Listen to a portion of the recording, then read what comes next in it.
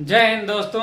आज हम लोग सी टेट परीक्षा का जो सिलेबस है, जो पाठ्यक्रम, उसको देखेंगे और ये देखेंगे कि बहुत कम समय में हम सी टेट को कैसे पास करें और कैसे नंबर प्राप्त करें। उसको जानने से पहले हम ये देखते हैं इसका सिलेबस पाठ्यक्रम क्या है। 1 से 5 तक यानी प्राइमरी लेवल का सी टेट ये कला वर्ग के लिए है। तो इसका देखिए हम विषय कौन कौन सा है। ये देखिए पहला हमारा हो जाएगा बाल विकास एवं शिक्षा शास्त्र।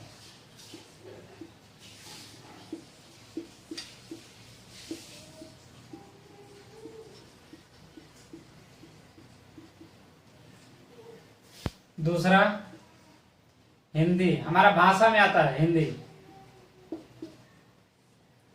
तीसरा संस्कृत, भाषा में देखिए ये संस्कृत है, हिंदी संस्कृत। किसी का अगर संस्कृत के बदले किसी का ये हिंदी में है, उर्दू है, बंगाली है, मराठी है, जो भी है तो वो ऑप्शन में आ जाता है। लेकिन हम इसमें देखेंगे अपने लिए हिंदी और संस्कृत। चौथा है हमारा गणित। पांचवा हमारा सामाजिक विज्ञान, सामाजिक अध्ययन।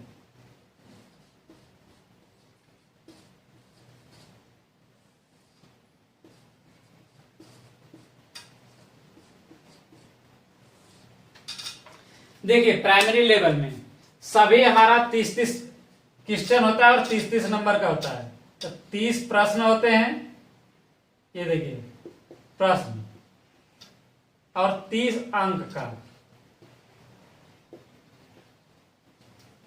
उसी तरह हमारा हिंदी भी होता है, ये भी हमारा क्या होगा 30 प्रश्न 30 अंक। उसी तरह हमारा संस्कृत भी हो जाएगा। ये हमारा गणित भी है।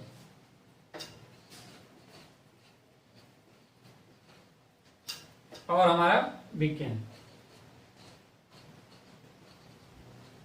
टोटल हमारा 150 नंबर और 150 अंक का 150 क्वेश्चन। देखिए इसका हमारा समय कितना होता है। समय देखिए ये होता है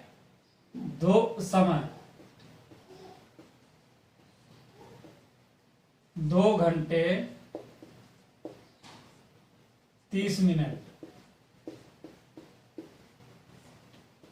2 घंटे 30 मिनट यानी हमारा कितना हो जाएगा 12 3 15 150 मिनट और 150 क्वेश्चन, यानी प्रत्येक क्वेश्चन के लिए हमारा 1 मिनट का समय मिलेगा। और इसमें देखिए जो हमारे राज्य स्तर के उत्तर प्रदेश, मध्य प्रदेश या जो अन्य है राजस्थान टेट, उसके लिए क्या होता है कि राज्य स्तरीय में हमें सब्जेक्ट वाइज, विषय वाइज देता है 1 से 5 तक का, जो एनसीईआरटी बुक होती है। लेकिन सी टेट में क्या होता है कि प्रत्येक पाठ्यक्रम में हमारा मनोविज्ञान होता है।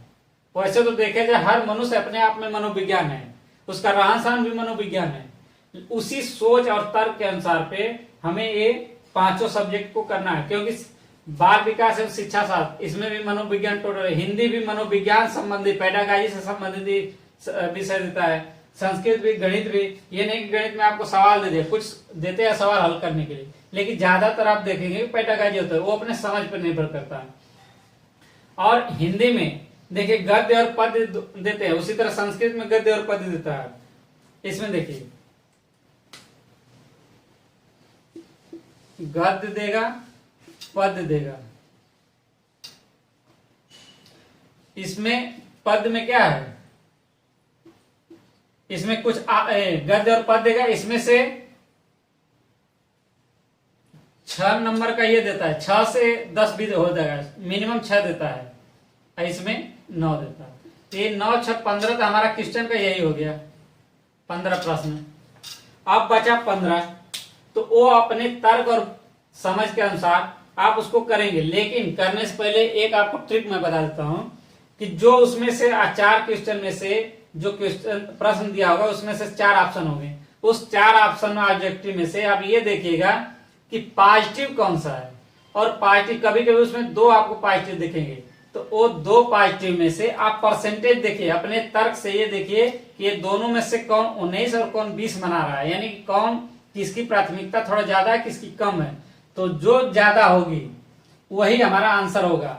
ये 99% यही होता है कि हमारा हमेशा सीटेट में जो भी परीक्षा में प्रश्न हल करेंगे उसमें हमेशा पॉजिटिव आंसर देंगे, क्योंकि वो 4 ऑप्शन में से 2 तो आपको पता चल जाएगा लगभग कि कोई क्वेश्चन होगा कि नहीं पता चलेगा, नहीं तो 4 में से ये पता चल जाएगा कि आपका कि कौन सा 2 तो नहीं है, बचा 2, यानी 50% आपका समाप्त हो गया, बचा 50%।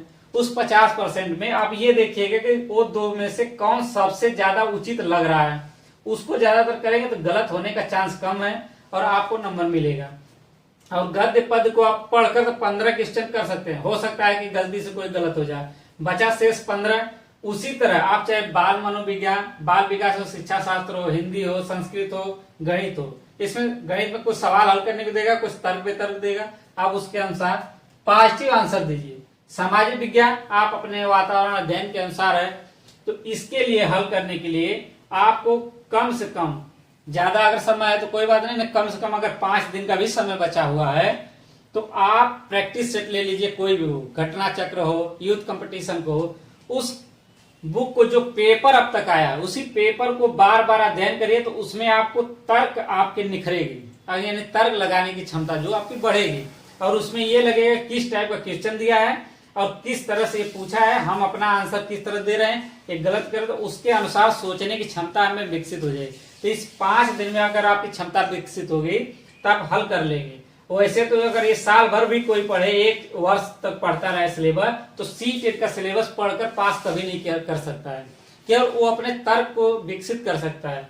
तो उसके लिए आप अब तक के पिछले जितने भी आए हैं परीक्षा में क्वेश्चन पेपर प्रैक्टिस से, उसको लेकर आप 5 दिन में केवल उसको अपने तर्क को निखारिए, और उस तरह तो कुछ आपको जानकारी भी होगी और हल करने का तरीका पता चल जाए। इस तरह से आप सीटेट में नंबर ला सकते हैं। उसी तरह देखिए संस्कृत में भी इसी तरह आता है 9, 6, 15, तो 15, 15, 30 नंबर तो आप इसको पढ़ के देख के हल कर लें, बाकी पॉजिटिव आंसर देंगे।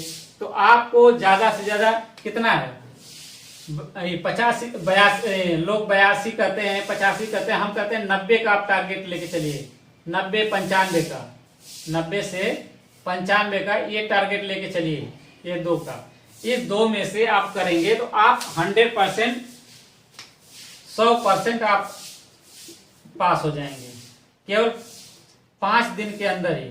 लेकिन इसके लिए आप प्रैक्टिस सेट ही करिए और उसको ध्यान से उसकी तर्क और उसको समझने की क्षमता को पहचानिए, अपने अंदर तर्क के निखार लाइए। और अगर चाहें तो आप किसी भी बुक को प्रैक्टिस सेट देखेंगे, उसमें आपको कोई सिलेबस वाइज पढ़ने को नहीं मिलेगा।